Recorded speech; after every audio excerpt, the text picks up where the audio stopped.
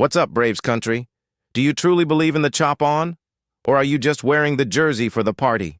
We know that dominating the National League East is routine. It's our birthright due to sheer superiority. But are you ready to face the cost of depth? Are you ready to face the truth, the hard truth, about the relentless winning machine we have built? The 2026 season is knocking, and this is no time to be soft, no time to falter. Our rivals are thirsty, waiting for the smallest slip-up, waiting for us to stumble over our own success, and that is exactly where the danger lies. Stop what you are doing. The news is urgent, and the victorious roar of our offense is, ironically, threatened. The risk isn't due to a lack of talent, it's due to an excess of it, and the potential victim is one of our roughest diamonds. The 2025 Rookie of the Year, the guy who proved to be a game-changer at the plate and who we expect to see dominating Truist Park for a decade. I'm talking about Drake Baldwin. CBS Sports dropped the bomb, and analyst Chris Towers is listing our catcher as a potential bust candidate in 2026 fantasy baseball. Absurd, right? But his argument doesn't question Baldwin's ability, quite the opposite. Towers praises our boy's skill set, saying he stands out in the MLB catcher landscape.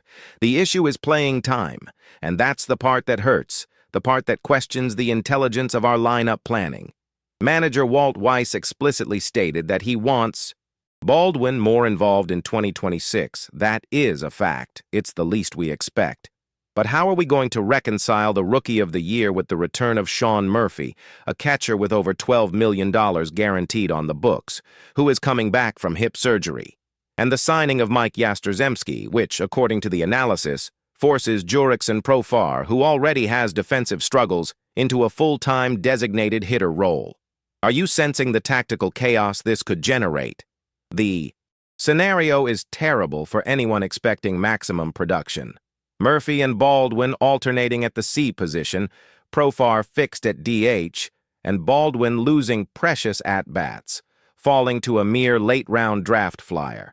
If the chop on depends on our full strength, we need Baldwin hitting every day, even with the uncertainty of Murphy's recovery, which might open the door for Baldwin to shine early in the season. The long-term scenario is dark, turning our future hero into a rotational piece. What will the Braves do to ensure that our Rookie of the Year is not sabotaged by our own depth?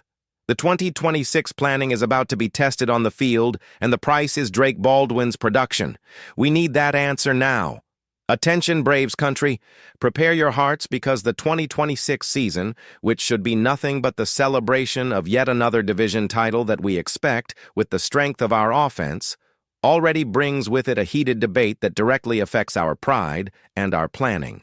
Drake Baldwin, our 2025 Rookie of the Year, the engine that powered our chop on, is being listed as a potential bust candidate in 2026 fantasy baseball, and this raises urgent questions about our lineup. It's almost heresy for the fan who lived through Baldwin's explosion in 2025 to hear Chris Towers' analysis from CBS Sports, placing our catcher on a risk list for fantasy. We know our team's capacity to dominate the NL East year after year, and this strength comes from a deep roster, but the math of playing time doesn't lie. And in this case, it places us at a luxury crossroads, but a painful crossroads nonetheless. The starting point for this headache is the excessive talent at the catcher position and the restructuring of the designated hitter. Towers is explicit in recognizing Baldwin's skill set, which he classifies as standout in an increasingly competitive catcher scene in the MLB, but he hammers home the playing time issue, and therein lies the danger for fantasy baseball: production. Baldwin's problem is not a lack of ability. Baldwin's problem is having Sean Murphy, a veteran who still has an investment of over $12 million in his 2026 contract, in the same locker room. This catcher dilemma is exacerbated by the recent signing of Mike Yastrzemski. Yastrzemski's arrival, who will likely take over the full-time left field role, moves manager Walt Weiss's chessboard in a way that directly impacts Baldwin. With Yastrzemski in the outfield, the fate of Jurickson Profar, who was already showing visible defensive struggles, is inevitably the full-time designated hitter role. And it is exactly this possible allocation of Profar, a consistent hitter, that blocks Baldwin's main avenue to daily playing time without pulling Murphy from the catcher position. For a team expecting the World Series and not just the division title, this depth is essential, but for fantasy, it's a rotation nightmare. If Profar is the DH every day, Weiss will have to choose between Baldwin and Murphy at the catcher position, and it is unlikely that the franchise will bench a $12 million investment so frequently, even if Baldwin was the Rookie of the Year. Alternating the two at the catcher position would significantly hurt Baldwin's production, keeping him from being a daily starter.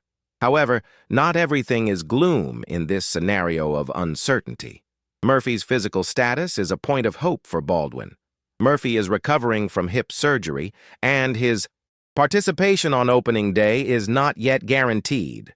We've seen in recent years how difficult it is for a player to regain ideal rhythm after prolonged rehabilitation, and this opens a golden window for Drake Baldwin.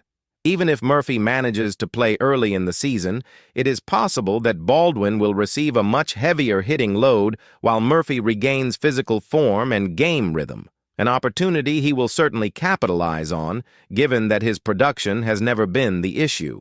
Furthermore, we have the word of the new manager, Walt Weiss, who explicitly stated that he intends to involve Baldwin much more in 2026. This suggests that the solution found by the coaching staff will be a strategic CDH rotation. We can expect Weiss to alternate Baldwin, Murphy, and Profar in the DH role throughout the season, ensuring that one of our catchers is in the lineup every day, whether behind the plate or hitting.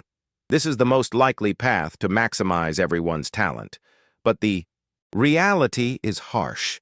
Being a rotational starter, even in an offense as potent as ours, doesn't guarantee the statistical volume that fantasy players are looking for.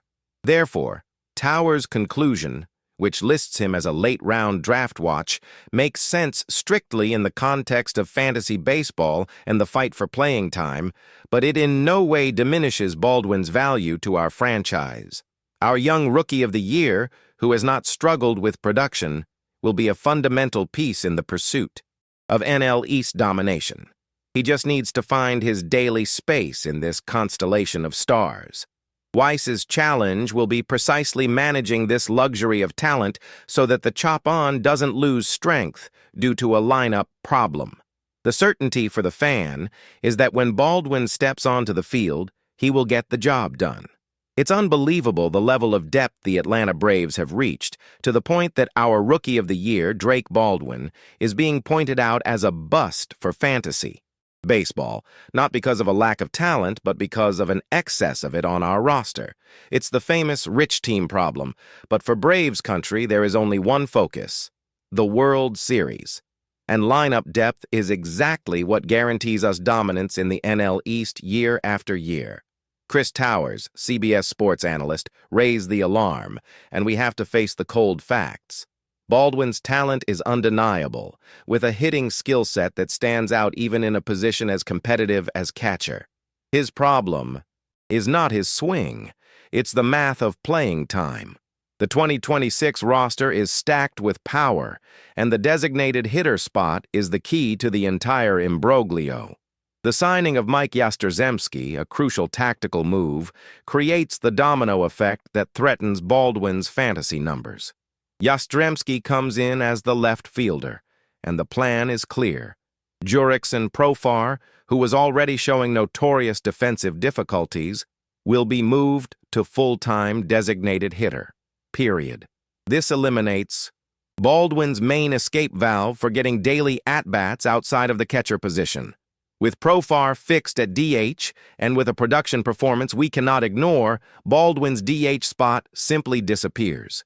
And then we have our defensive anchor, Sean Murphy. The Braves invested heavily, with a 6-year, $73 million contract, with his 2026 salary hitting around $15 million. No team benches an investment of that magnitude. Murphy is our primary backstop, the defensive general, who commands the pitching staff. Therefore, the idea that Baldwin can take Murphy's position every day is pure fantasy. The most realistic scenario, and the one that worried Towers, is alternation, which naturally limits Baldwin's production ceiling for fantasy. However, there is a crucial X factor we cannot ignore: Sean Murphy's recovery. He underwent hip surgery, and this is not a trivial injury, especially for a catcher, a position that requires repetitive squatting and explosive movements. Even in cases of mild hip injuries, rehabilitation time can be lengthy, ranging from 8 to 12 weeks just for milder labral tears. For a return to opening day rhythm after surgery, caution is doubled. It is a slow and careful process that can impact power and movement for some time. This is the window Drake Baldwin needs to seize, and the new coach Walt Weiss has already given the signal. Weiss stated that he intends to involve Baldwin more in 2026, with Murphy returning slowly and needing frequent days off early in the season to manage his hip rehabilitation. Baldwin will have the golden opportunity to show he deserves the spot. We can expect him to serve as the starting catcher on Murphy's off days, and that the designated hitter position will be a constant rotation between Baldwin and Profar. It is likely that Weiss's plan will involve constant alternation, using matchup analytics and workload management. We will have Baldwin, Murphy, and Profar rotating between catcher, designated hitter, and the bench, ensuring that the lineup always has maximum power. This management of depth is the hallmark of great teams, and it is what guarantees that the chop-on is heard in the division finals.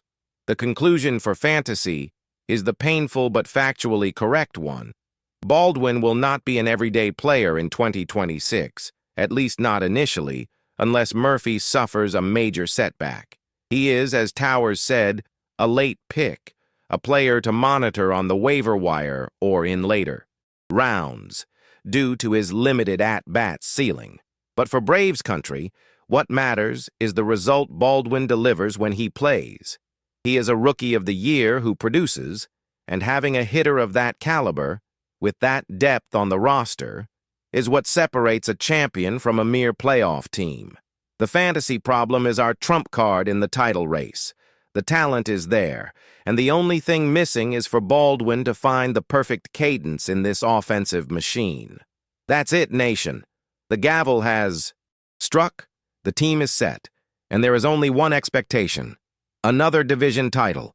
No one stops the force of our lineup, and the history speaks for itself. The home run machine is ready to crush our rivals. Let's keep the tradition and the chop-on stronger than ever. Thank you, faithful Braves fan. Don't miss a single play this season. Subscribe to the channel right now, hit that notification bell to get everything firsthand, and of course, let us know your prediction in the comments. How many games does this team win the championship in? Until next time, and chop on!